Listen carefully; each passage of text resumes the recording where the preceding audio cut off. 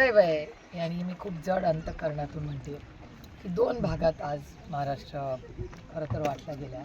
एकीकडे प्रचंड राजकीय अस्थिरता, ज्या पद्धतीने पक्ष घरं फोडण्याचा एक उद्योग चालला आहे तो एका बाजूला, आणि दुसऱ्या बाजूला इन्फ्रास्ट्रक्चरबद्दल सार्थ अभिमान असलेलं असं एक सरकार, ज्याच्या माध्यमातून तुम्ही बघताय तुमच्याच सगळ्या चॅनल्सवर सातत्याने दाखवत आहेत की झाडं पडत आहेत, ॲक्सिडेंट्स होत आहेत, आपण किती लोकं गमावली आहेत. त्याचबरोबर इतिहासात कदाचित असं झालं नसेल, असं महाराष्ट्रातली नाही भारतातली दोन शहरं महत्त्वाची, पुणे आणि मुंबई, ह्या दोन्हीमध्ये आज ना गाडी आहे ना ट्रेन आहे.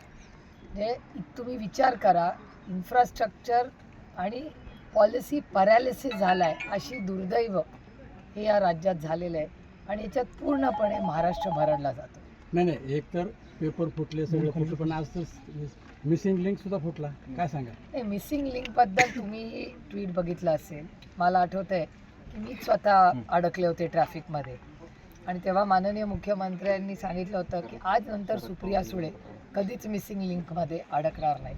आता मला माहिती नव्हतं मिसिंग लिंक बंदच होणार, त्याच्यामुळे अडकायचा प्रश्नच येत नाही. पण मला आश्चर्य वाटतं की ज्या मिसिंग लिंकबद्दल एक व्हिडिओ आला आहे माझ्याकडे आत्ता, आणि मी पत्र लिहिणार आहे माननीय मुख्यमंत्र्यांना की माननीय मुख्यमंत्र्यांनी ह्याच्यावर एक पूर्णपणे इन्क्वायरी लावली पाहिजे. कारण का दोन गोष्टी झाल्या. एक तर त्यांचं म्हणणं आहे हा डिझाईन हा टेक्निकली कितीही पाऊस पडला आणि कितीही वारा असला तरी त्याच्यात डॅमेज होणार नाही, असं एक स्टेटमेंट सरकारकडून आले. आणि त्याचबरोबर आणि त्याच पार्श्वभूमीवर आज ज्या पद्धतीने तिथली स्लॅब कोलॅप झाली आहे का काय नक्की झालं आहे हे टेक्निकलच माणूस सांगू शकेल. पण पूर्णपणे लोकांच्या मनात भीती आहे, लोकांना मिसिंग लिंकमधून जायला भीती वाटते. असं अनेक लोक मला सकाळी पुण्यात म्हणाले की नक्की या इन्फ्रास्ट्रक्चरमध्ये चाललं आहे तरी काय. त्यामुळे लोक ह्या सगळ्या प्रक्रियेमध्ये प्रचंड हे जे प्रोजेक्ट झाले त्याच्यामध्ये कॉस्ट, म्हणजे जर एखादी गोष्ट पहिले 5 रुपयांनी सुरू झाली त्याचं एस्केलेशन होऊन 10 आणि 15 रुपयाला हे प्रोजेक्ट झाले. त्यामुळे एकीकडे कॉस्ट एस्केलेशन, दुसरीकडे सुरक्षिततेबद्दल कुठलीच खबरदारी या सरकारने घेतलेली नाही. त्यामुळे सामान्य माणसाच्या जीवाची काही किंमत नाही राहिली सरकारला. त्यांची अध्यक्ष काय एखादी गाडीचा ॲक्सिडेंट झाला, झाड पडला म्हणून हसतायत. इतकं असंवेदनशील हे सरकार झालं. यावरूनच मुख्यमंत्री देवेंद्र फडणवीस असं म्हणतात, ज्यावेळी सकाळी तुम्ही मीडियाला स्टेटमेंट केलं आणि त्यावर 12 वाजता मुख्यमंत्री बोलले, ते असं म्हणतात की ज्यांनी आयुष्यात कधी पूलच बांधला नाही किंवा साधा एक पूलसुद्धा त्यांना बांधता आला नाही आणि ज्यांच्या पक्षानं महाराष्ट्राचा सत्यानाश केला त्यांना आम्ही काय उत्तर द्यायचं? पण ते माझ्याबद्दल नाहीच आहे. पुण्यात सगळ्यात जास्त पूल राष्ट्रवादी काँग्रेस पक्षाने बांधले आहेत. आणि महाराष्ट्रातले सगळे, वाशीला जाऊन बघा ना, वाशीचे जे पूल आहेत जुनी सगळी 70 वर्षाचा हिशोब काढा, जे काय महाराष्ट्रात पूल झाले काँग्रेस राष्ट्रवादीनेच केलेला. त्याच्यामुळे तो मला ठोला नाही आहे, तो त्यांनी कुणाला टोला मारला त्यांना जाऊन विचारा. 2 दिवसापूर्वी कालच एक मुख्यमंत्र्यांचं वक्तव्य होतं रस्त्याबद्दल, एकूण 2 खड्डे पडले असं बघता. मला आश्चर्य वाटतंय, कारण का देवेंद्रजी हे अतिशय संवेदनशील मुख्यमंत्री म्हणून त्यांच्याकडे आम्ही पाहतो. त्यामुळे ज्या पद्धतीने या मिसिंग लिंकच्या ज्या घटना झाल्या आहेत ह्या धक्कादायक आहेत. म्हणजे भारतीय जनता पक्षाचे मुंबईचे अध्यक्ष ज्या पद्धतीने क्रूर पद्धतीने त्यांनी एका भूताची थट्टा केली, त्यांना ते हास्यास्पद वाटतं. हा चेहरा कुठल्याही व्यक्तीचा हा धक्कादायक. आणि भारतीय जनता पक्ष अति एक सुसंस्कृत पक्ष होता. मी स्वतः त्यांच्याबरोबर अनेक वर्ष जवळून मी अटलजींची भाषणं, त्यांच्या मनातली अनेक वेळाची अस्वस्थता, अटलजी असतील, अडवाणीजी असतील, हे सगळी पाहिलेली आहेत. त्यांची भाषणं आपण सगळ्यांनी ऐकलेली आहेत.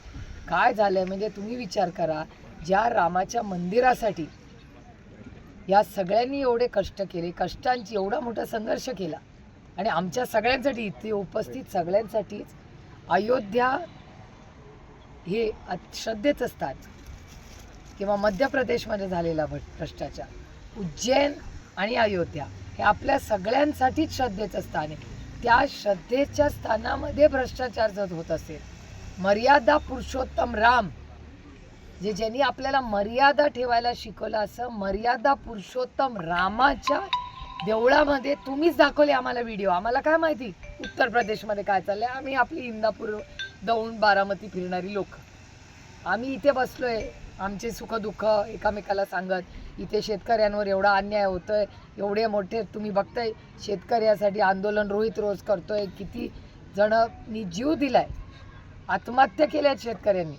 अशा परिस्थितीत एकीकडे महाराष्ट्र आहे आणि दुसरीकडे राम लल्ला, मर्यादा पुरुषोत्तम रामाचे इथे तुम्ही व्हिडिओ दाखवले तुमच्या चॅनलवर की त्या चॅनलमध्ये कोणीतरी इथे पैसे लपवतोय, कोण चांदी लपवतोय. अतिशय लाजीरवाणी आणि गलिच्छ आहे हे जे चाललं आणि याची इन्क्वायरी झाली पाहिजे.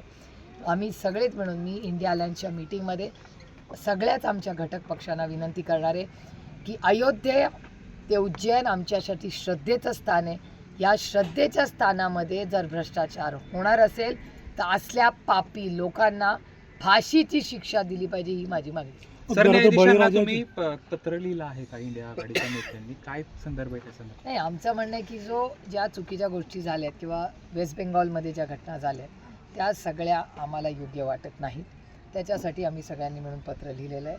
त्याचबरोबर इंडिया अलायन्समध्ये 20 तारखेला सेशन सुरू होणार आहे. पहिली चर्चा आम्ही मागणार ती राम लल्लाच्या मंदिरात झालेला भ्रष्टाचार. मला अजून माननीय मोदीजींचं भाषण आठवतं, न खाऊंगा न खाणे दूंगा. तेव्हा काँग्रेस राष्ट्रवादी वाईट होती, त्यातले अर्धे आता तिकडेच आहे. आणि आरोप करताना मला एक प्रश्न अतिशय प्रांजळपणे विचारायचा आहे की तुम्ही आरोप आमच्या नेत्यांवर केले, आज ते तुमच्या बाजूने तुम्ही क्लीन चिट दिली, म्हणजे मग आमचे भ्रष्टाचारी होते का नव्हते? जर होते तर तुम्ही का नाही शिक्षा दिली? आणि जर नव्हते तर तुम्ही आमच्या नेत्यांवर खोटे नाटे आरोप का केले? याचं उत्तर त्यांना द्यावं लागेल. हा पहिला मुद्दा. आणि दुसरा मुद्दा, जे व्हिडिओ पैसे काढतानाचे मर्यादा पुरुषोत्तम रामांच्या मंदिरात अयोध्येत दिसले किंवा उज्जैनमध्ये माननीय मुख्यमंत्र्यांवर आरोप झाले की त्यांनी जमिनी लाटल्या, याचं उत्तर भारतीय जनता पक्ष आणि त्याच्या नेतृत्वाला द्यावंच लागेल. पश्चिम बंगालमधले खासदार फुटलेले आहेत, महाराष्ट्रातले खासदार, या संदर्भात कशा पद्धतीने सरकारला जाब विचारणार आहे? मी तुम्हाला सांगू का, या फुटाफुटीवर मी काय बोलणंच सोडून दिलं. कारण का काही म्हणजे लोकच आता भेटतात. आणि माझ्या व्हॉट्सॲपवर एक जोक आपल्याच एका कार्यकर्त्यांनी पाठवला आहे. एक माणूस जातो, एक महिला जाते दुकानामध्ये आणि ती 6 अंडी विकत घेते. ती एका पिशवीत तो टाकतो आणि तो त्या दुकानदाराला विचारते की हे काय आहे, ही 6 अंडी फुटणार तर नाहीत ना मी घरी जाईस्तोवर? त्याच्यावर तो दुकानदार म्हणतोय काय आमदार खासदार नाही आहेत फुटायला. म्हणजे हे तुम्हाला जोक वाटतोय, मला खरंच तुम्हाला हसण्यावारी आहे, मला हे अस्वस्थ करणारा जोक होता. आम्ही इमानदार लोक होतो, मतभेद जरूर असावे आणि लोकांना पक्ष बदलायचाही अधिकार आहे, मतं बदलायचा अधिकार आहे. पण आमचं म्हणणं आहे तो फक्त आणि फक्त भारतरत्न डॉक्टर बाबासाहेब आंबेडकरांच्या संविधानाच्याच चौकटीत व्हावा, एवढीच अपेक्षा आहे. एखाद्याने पक्ष बदलला ठीक आहे ना, तो अधिकार आहे ना त्याला. पण ज्या पद्धतीने पक्ष फोडले जातात, खोटे नाटे आरोप केले जातात, ice, income tax, CBI, ED लावलं जातं, कसं आहे तुम्ही विचारा ना, मला विचारू नका, मी तर त्या प्रक्रियेचा एक भाग आहे. तुम्ही सामान्य भारतीय जो टॅक्स भरतो, जो इमानदार आहे, त्यांना विचारा की त्यांची मतं काय आहेत.